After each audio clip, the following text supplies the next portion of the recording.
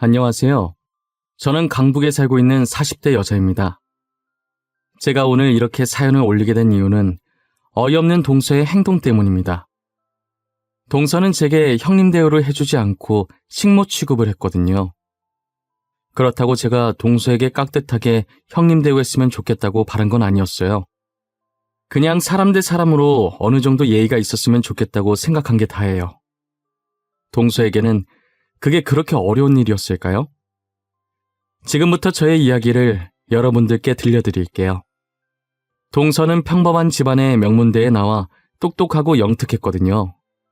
그 똑똑한 머리로 시아버지를 자기 손 위에 두고 쥐락펴락하기 시작했어요. 시아버지께서는 집안 다 필요 없다며 자기 인생은 자기가 사는 거라면서 현재 대기업에 잘 다니고 있는 동서를 무척이나 이뻐하셨어요. 저는 동서처럼 명문대에 나온 것도 대기업에 다니는 것도 아니지만 집안이 나름 잘 사는 편이라서 시아버지께서 결혼을 허락한 것이었어요. 시아버지께서 동서에게 늘 집안 다 필요 없다는 얘기를 할 때마다 괜히 제가 죄인인 것 마냥 마음이 뒤숭숭해지더라고요. 그렇다고 시아버지께서 저를 미워하시거나 시집살이를 시키는 것도 아니었어요. 그래서 저는 시아버지께 아무 감정이 없었습니다. 저희 부부는 시어머니가 돌아가시고 혼자 남은 시아버지를 모시고 살았어요. 저는 항상 시아버지를 친정아버지라 생각하고 지냈고요. 동서는 시아버지께 이쁨을 받고 있어서 그런지 불편한 기색 없이 계속 저희 집에 찾아오더라고요. 마치 일부러 질투를 느끼게 하고 싶은 건지 저 보란듯이 시아버지께 쪼르륵 달려가더라고요. 저희 집이 그래도 나름 시댁인데 자기는 하는 것 없이 저한테 얻어만 먹고 갑니다. 그러면서 제게 조금씩 혼수를 두기 시작하더라고요. 형님, 제가 매번 찾아와서 귀찮게 하는 건 아닌가 싶어요. 괜히 저 때문에 형님이 이렇게 수고스럽게 밥까지 차리시고 말이에요. 아니야, 동서. 시댁을 편하게 생각하는 사람이 몇 없는데 동서가 참 대단한 것 같아. 이렇게 매일같이 우리 집에 찾아오고 말이야. 이상하게 여긴 시댁 같은 느낌이 전혀 없고 마치 제 집처럼 편안한 거 있죠? 그런데 여기 있는 반찬들 다 형님이 만드신 거예요? 다 내가 만든 거야. 왜? 맛이 없어? 아버님께서는 맛있게 드셨는데 동서 입맛엔 안 맞았나 봐? 네, 제 입엔 맛이 없더라고요. 앞으로 조금만 더 싱겁게 부탁드릴게요. 이제 아버님도 나이가 있어서 짠 건 몸에 안 좋잖아요. 시아버지만 믿고 저러는 건지 동서는 날이 갈수록 저를 무시하고 괴롭히는 정도가 심해지더라고요. 제가 계속 가만히 있으니까 그렇게 해도 된다고 생각하는 모양이에요. 마치 자기가 저보다 손이 사람인 것처럼 행동하려는 꼴이 정말 가관이었어요. 계속 저를 가르치려고 들고 자기 입맛대로 가지고 놀려고 하더라고요. 하지만 이런 행동도 시아버지가 안 보실 때만 하니 제가 미칠 지경이었어요. 그래도 제가 동서보다 나이도 많고 형님이니까 어떻게든 혼자 참고 넘어가려고 했어요. 그러다 동서와 함께하는 첫 명절이 다가왔고 동서는 명절이 끝나도록 시댁에 오지 않았어요. 저는 어차피 지금껏 혼자 음식을 다 했었기 때문에 동서가 와도 별 도움이 안 될 것 같아서 오히려 동서가 오지 않는 게 제 마음이 더 편했어요. 동서가 와서 하는 일이라고는 저의 화를 돋구는 일밖에 없으니까요. 저는 동서가 계속 안 오길래 이미 시아버지랑 얘기가 다 끝난 줄만 알고 있었어요. 그런데 동서는 시아버지께 별다른 말도 없이 용돈만 보냈더라고요. 내가 아주 오냐오냐 해줬더니 둘째 간이 배 밖으로 나온 게야. 그러지 않고서야 어떻게 이렇게 싸가지 없이 돈만 달랑 보내? 돈이면 단 줄 알아? 아버님, 동서가 돈만 보냈어요? 별다른 말은 없었고요. 아니, 결혼하고 처음 맞은 명절인데 어떻게 그럴 수가 있어요? 내 말이 그 말이야. 이쁘다 이쁘다 했더니 지금 이게 뭐하는 짓이야? 나를 지금 물로 보고 이러는 거야? 안 되겠어. 내가 오늘 따끔하게 한마디 해야지. 시아버지께서 처음으로 화가 많이 나셨더라고요. 당장 한마디 해야겠다면서 동서에게 전화를 걸기 시작하셨어요. 둘째야, 너 지금 이게 어디서 배워먹은 행동이냐? 돈만 달랑 보내면 다냐? 너는 어른에 대한 예의라는 게 없는 게야. 아버님, 저도 첫 명절이라 정말 가고 싶었는데요. 제가 지금 임신을 해서 몸이 안 좋아요. 직접 가서 말씀드리고 싶었는데 음식 냄새를 못 맡겠어요. 정말 죄송해요. 뭐? 임신을 했다고? 아이고, 우리 며느리 장하다, 장해. 수고했어. 진작에 말을 하지. 나는 그것도 모르고 너한테 화만 냈잖아. 그래, 몸이 안 좋으면 푹 쉬어야지. 걱정하지 말고 쉬어. 정말 죄송해요, 아버님. 제가 나중에 따로 시댁에 찾아뵐게요. 명절 잘 보내세요. 금방이라도 뒤집어 엎을 것처럼 얘기하시던 시아버지께서는 동서가 임신했다고 하자 바로 철부지 시아버지로 변하시더라고요. 저는 그런 시아버지를 보는데 사람이 참 단순해 보이면서 한편으로는 한심했어요. 저러니까 아무것도 모르고 동서 소나기에서 놀아나는 것 같았어요. 시아버지께서 하루빨리 동서의 여우 같은 본성을 알아차렸으면 좋겠다고 생각했습니다. 동서는 임신과 동시에 콧대가 올라가 아주 하늘을 찌를 기세더라고요. 매일 시댁에 찾아와서 저를 괴롭히는 걸 취미로 두기라도 한 것인지 이젠 저를 아주 대놓고 식모 취급을 하기 시작했어요. 저한테 대놓고 말하는 게 아니라 이제는 시아버지를 이용해서 저를 부려먹더라고요. 아버님, 뱃속의 아기가 잡채가 먹고 싶은가 봐요. 어제부터 잡채가 너무 생각나는 거 있죠? 그런데 제가 요리를 못해서 못 만들어 먹겠는 거예요. 그래서 결국 못 먹었어요. 그래? 우리 손주가 잡채가 먹고 싶대? 잡채가 먹고 싶으면 만들어줘야지. 우리 첫째가 잡채를 또 기똥차게 잘 만들어. 잠깐만 기다려봐. 금방 될 거야. 아버님 괜찮아요. 그렇게까지 안 하셔도 돼요. 제가 형님 귀찮게 한 것 같아서 죄송해요. 그냥 집 가는 길에 사서 먹을게요. 저는 진짜 괜찮아요. 아니야. 여기서 먹고 가. 왜 굳이 사서 먹어? 아기가 먹고 싶다는데. 먹고 싶은 거 못 먹으면 나중에 서러워서 안 돼. 결국 저는 시아버지의 등살에 어쩔 수 없이 동서의 밥상을 차려주었어요. 저는 도대체 제가 왜 동서에게 음식을 해다 바쳐야 하는지 모르겠더라고요. 하지만 시아버지께서 저에게 부탁한 게 처음이라 아무 말 없이 잡채를 만들어 주었습니다. 동서는 잡채를 보자마자 박수까지 치면서 젓가락을 들더라고요. 그러더니 한 입 먹고 젓가락을 탁 소리나게 내려놓더니 음식 맛이 이상하다고 난리를 치기 시작했어요. 아, 형님, 이게 뭐예요? 왜 이렇게 맛이 없어요? 해주기 싫으면 해주기 싫다고 말로 하시지. 왜 음식 가지고 장난을 치고 그러세요? 이건 아니죠. 맛이 이상하다고? 아닌데. 첫째가 해주는 잡채가 제일 맛있는데 내가 한번 먹어보지. 둘째야, 뭐가 문제라는 거야?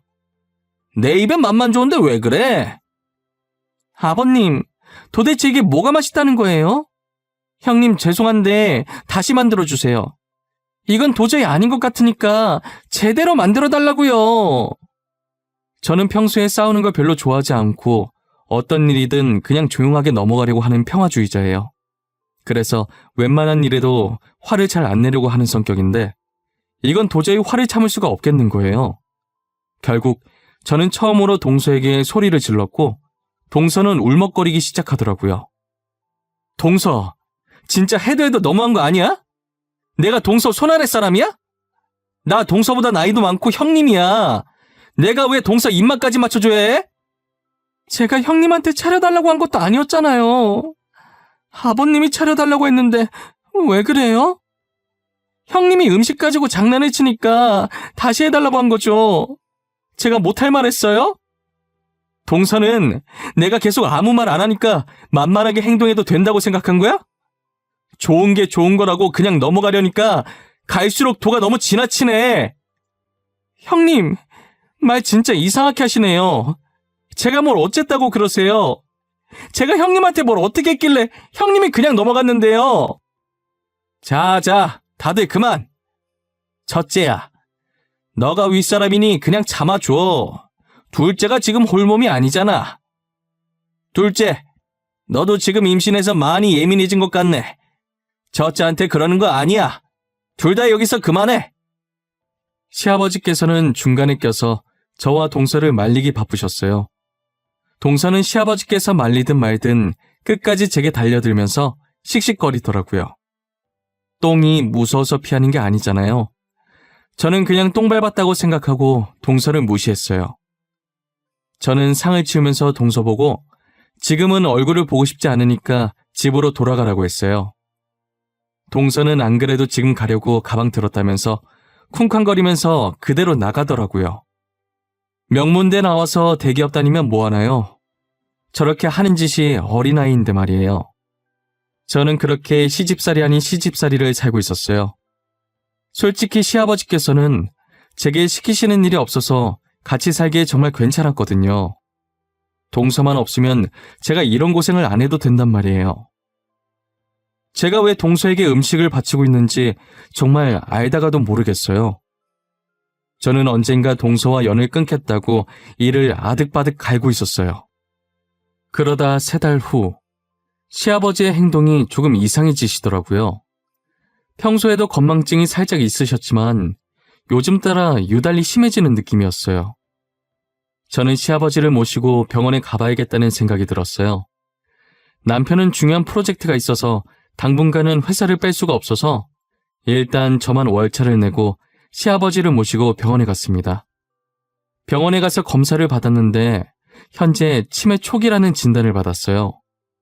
의사는 그래도 시아버지 정도면 다행히 심한 편은 아니라고 하더라고요. 저는 시아버지를 요양원에 보내기는 좀 그래서 남편하고 의논한 뒤 제가 일을 그만두고 집에서 시아버지를 보살피기로 했어요. 남편은 늘 제 의견을 존중해주는 사람인지라 일을 그만두겠다고 해도 반대하지 않았어요. 오히려 제게 본인 아버지를 떠안게 한 것 같아 미안해했죠. 저는 시아버지께서 치매에 걸리셨다는 소식을 동서한테도 전했어요. 그랬더니 혹시나 자기들 보고 시아버지를 보살펴달라고 할까봐 그런 건지 저희 집을 제 집 드나들듯 자주 찾아오던 동서의 발길이 뚝 끊긴 거예요.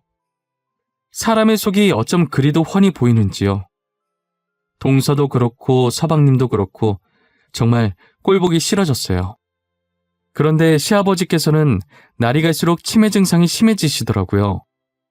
처음엔 건망증이 약간 심한 정도였는데 이젠 가끔씩 저희 부부도 못 알아보시고 몇 년 전 돌아가신 시어머니만 계속 찾고 계실 정도예요.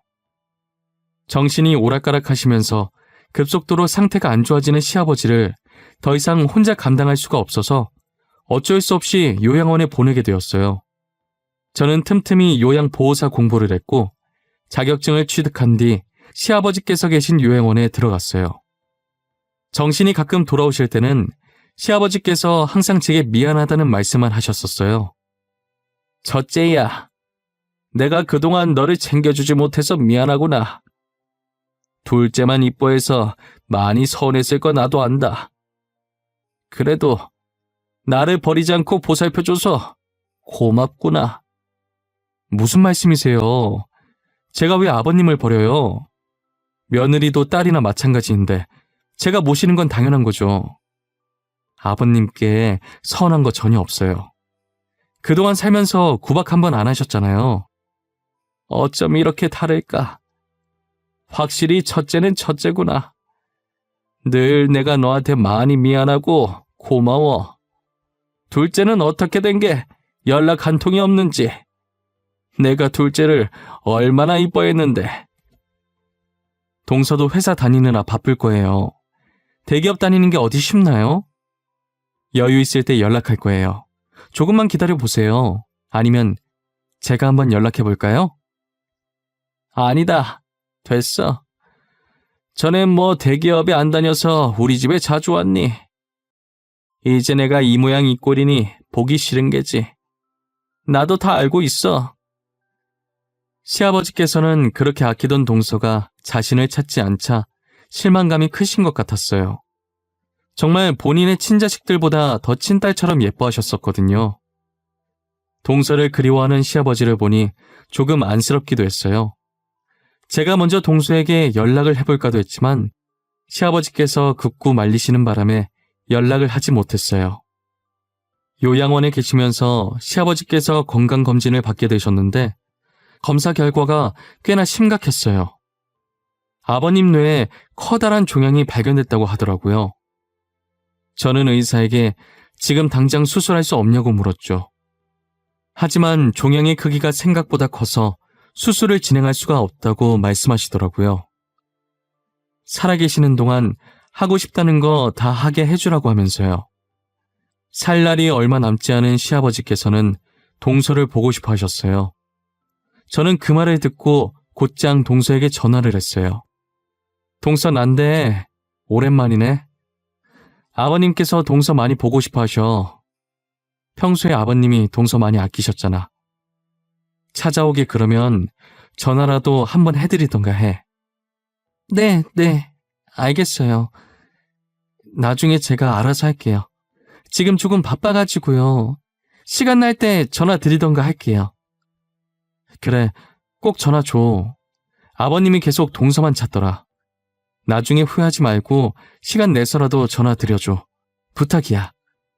아, 알았다고요. 제가 알아서 하겠다니까요. 이만 바빠서 끊을게요. 동서는 대충 알겠다는 대답만 하고 바쁘다면서 제 전화를 먼저 끊더라고요. 그리고 한참을 안 오다가 2달 뒤에 갑자기 시아버지를 찾아와서는 펑펑 울기 시작하더라고요. 저는 동서가 억지로 연기하면서 눈물을 짜내는 게 눈에 보여서 꼴보기 싫더라고요. 정말 여기에 조금만 더 있었다가는 금방이라도 토할 것 같았어요. 그래서 동서가 나올 때까지 병실 밖으로 잠시 나가서 바로 앞 의자에 앉아 있었죠. 제가 병실에서 나온 지 1, 2분 정도 뒤에 동서의 울음이 뚝 끊기더라고요. 그러더니 시아버지께 이야기하는 소리가 들리더라고요. 제가 아주 나간 줄 알았던 건지 동서는 아픈 시아버지 앞에서 화를 내기 시작했어요. 아버님, 왜 저희 속이셨어요? 그동안 저희한테 건물 한 채밖에 없다고 하셨잖아요. 어떻게 그렇게 많은 재산이 있으면서 모르는 척 속일 수가 있으시냐고요. 난 너희를 속인 적이 없다. 그냥 말을 안 했을 뿐이지. 어떻게 내 재산을 알아냈는지는 모르겠지만 설마 그 재산이 탐나서 이렇게 내 앞에 나타난 거야? 애초에 미리 재산이 있다고 말씀하셨어야죠. 형님은 다 알고 계셨던 거죠. 그래서 이렇게 아버님 끼고 살았던 거죠? 제 말이 맞죠? 어쩌다 우리 집안에 이런 요물이 들어왔을까? 그동안 너를 이뻐했던 내 자신이 너무 한심하고 자괴감이 드는구나. 말 피하지 말고 대답하세요. 형님은 다 알고 있어서 아버님 모시고 산 거 아니에요? 혼자 아버님 재산 다 받으려고 이러는 거 아니냐고요. 너는 생각하는 수준이 그거밖에 안 되냐? 첫째는 내가 재산이 많다는 거 모른다. 너네도 몰랐다가 지금 한 것 아니냐? 첫째가 무슨 수로 알겠어? 그럼 형님이 아시기 전에 유언장 작성해 주세요. 저 예뻐하셨잖아요. 지금 당장 저희에게 주겠다고 작성해 달라고요. 저는 밖에서 가만히 듣자 하니 동서가 선을 넘기 시작하더라고요. 화가 정말 머리끝까지 나서 온몸이 부들부들 떨렸어요. 그대로 병실 문을 박차고 들어가서 지금 이게 어른한테 뭐하는 짓이냐고 난리쳤어요. 동서, 지금 이게 뭐하는 짓이야? 어른한테 말버릇이 그게 뭐야? 유언장을 적으라고? 진짜 제정신이 아니구나. 동서가 사람이야? 어떻게 그럴 수가 있어? 형님, 언제부터 거기 계셨어요? 다 들은 거예요? 아니, 저는 그게 아니라 지금 오해가 있으신 것 같아요. 저는 그냥 아버님께서 살아계실 때 재산 분배하는 게 좋을 것 같아서. 지금 아픈 아버님한테 유언장 적으라는 게 옳은 행동이니? 어쩜 동서는 철이 안 들어? 언제까지 어린애처럼 굴 거야? 너네 친정아버지한테 나가서 어린광 부려? 제 말 좀 들어보세요, 형님. 그게 아니라니까요? 왜 제 말은 들으려고 하지도 않으세요? 아니긴 뭐가 아니야. 처음부터 끝까지 동서가 말하는 거 다 듣고 있었는데 아버님 재산이 그렇게 탐났니? 그래서 건물 하나라도 받으려고 시댁에 들락날락거린 거고? 제가 동서한테 윽박 지르고 있는데 이상하게 뭔가 이상한 기분이 들더라고요. 동서의 배 쪽을 보니 이쯤이면 배가 불러 있어야 할 임산부가 아주 홀쭉하더라고요. 그리고 동서 임신한 거 맞아? 지금 임신한 지 6, 7개월 되지 않았나? 그런데 배가 왜 이렇게 홀쭉해? 설마 임신한 것도 거짓말이었어? 그래요. 저 임신 안 했어요. 거짓말 쳤어요. 왜요? 거짓말하면 안 돼요? 명절에 시댁 식구들 다 모인 자리에 가기 싫어서 그랬어요. 그래서 제가 아버님께 용돈 보내드렸잖아요. 동서는 끝까지 이기적이고 자기밖에 모르는구나. 더 이상 동서랑 말 섞고 싶지도 않아. 당장 여기서 나가. 아버님 스트레스 주지 말고 나가라고. 그리고 다신 우리 앞에 나타나지 마. 저는 2번 다시 동서 얼굴을 보고 싶지 않았어요. 시아버지께서는 동서가 떠난 뒤 지금 유언장을 작성해야겠다는 거예요. 그러더니 그 자리에서 변호사를 부르시고 공증을 받으셨어요. 유언장에는 자신의 재산 전부를 저희 부부에게 주겠다며 동선에는 단 한 푼도 줄 수 없다고 적으셨어요. 시아버지께서는 죽는 날까지 다시는 동서가 보고 싶지 않다고 말씀하셨어요. 그리고 동서의 행동을 보고도 말리지 않는 서방님도 보고 싶지 않다고 하셨어요. 서방님은 이제껏 동서가 알아서 하겠다는 말만 듣고 어떻게 행동했는지는 모르고 있었어요. 아버님께서 따로 서방님께 연락을 해서 가타부타 하지 않으셔서 정말 알아서 잘 했겠거니 했대요. 저도 몰랐는데 동서 말대로 시아버지께서 가족들 몰래 재산을 많이 가지고 있었더라고요. 저희 모두 건물 한 채가 다인 줄 알았는데 부동산에 투자를 많이 하셔서 알부자셨어요. 동서는 처음에 건물 한 채를 자기가 독차지하겠다고 그렇게 시아버지 옆에서 여우짓을 한 것이었어요. 그런데 건물 하나 때문에 굳이 아픈 시아버지를 모시고 싶진 않아서 포기하고 연락을 끊은 것이에요. 그러다 엄청난 부동산 재벌이었다는 걸 알고 눈이 돌아간 거죠. 시아버지께서는 3개월 정도 살 수 있다고 했던 의사의 말과는 달리 저희와 6개월 정도 더 살다가 잠자듯 조용히 눈을 감으셨어요. 그렇게 시아버지의 모든 재산은 유언장에 적힌 대로 저희 부부가 가지게 되었습니다. 동서는 시아버지의 장례가 끝난 후 제게 찾아와 울면서 매달리더라고요. 형님, 제가 그땐 정말 죄송했어요. 많이 반성했어요. 그러니까 제발 아버님 재산 조금만 나눠주시면 안 될까요? 동서는 어쩜 끝까지 염치가 없을 수가 있어? 동서가 아버님한테 어떻게 했는지 기억 안 나? 그러면서 지금 뻔뻔하게 아버님 돈을 받겠다고 이러는 거야? 제가 몹쓸 짓 했던 거 다 알아요.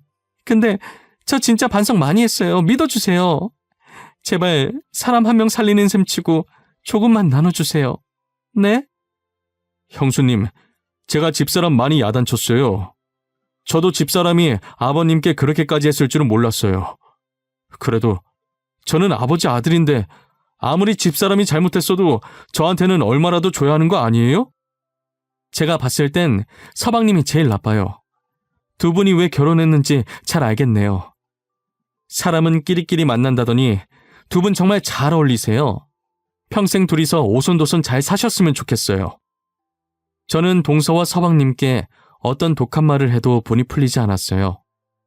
저희 남편도 마찬가지였는지 두 사람에게 소금을 뿌리면서 양심이 있으면 다시는 우리 앞에 나타나지 말라고 소리 질렀어요. 소금을 맞은 동선에는 꽁지 빠지게 도망가더라고요. 역시 만만한 게 저였는지 그 뒤로도 동서와 서방님이 제게 전화해서 질척거리더라고요. 저는 참다 번호를 바꾸고 혹여나 집에 찾아올까봐 이사도 했습니다. 저에게 연락할 길이 없자 이제는 남편한테 전화해서 재욕을 했더라고요. 남편도 화가 나서 적당히 하라고 소리 지르고 번호를 바꿨다고 했어요. 제가 봤을 땐 저 두 사람은 영원히 철이 들지 않을 것 같습니다. 그리고 자신들이 무엇을 잘못한 건지도 모를 것 같아요. 살면서 아버님께 했던 행동들 뼈저리게 뉘우치며 살았으면 좋겠어요. 제 사연을 들어주신 모든 분들 따뜻한 겨울 보내시고 행복한 시간 많이 보내시길 바랍니다. 감사합니다.